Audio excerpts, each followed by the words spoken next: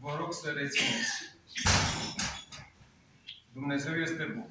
Dumnezeu este dragoste. Dumnezeu nu face omului niciodată rău. Dumnezeu poate îngădui, care curat o vreme doar, să-i facă rău pentru a-l întări pe om, pentru a-l face mai puternic, pentru alte și alte încercări viitoare.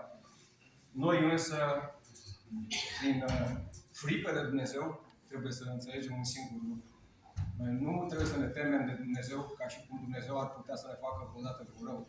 Noi trebuie să ne temem doar să nu-L dezamăgim pe Dumnezeu. Căci orice om ne poate dezamăgi, doar Dumnezeu nu ne dezamăgește niciodată. Mama mea, fiul meu, mă pot oricând dezamăgi. Doar Dumnezeu rămâne întotdeauna alături de noi. Vă mulțumesc. Mulțumesc.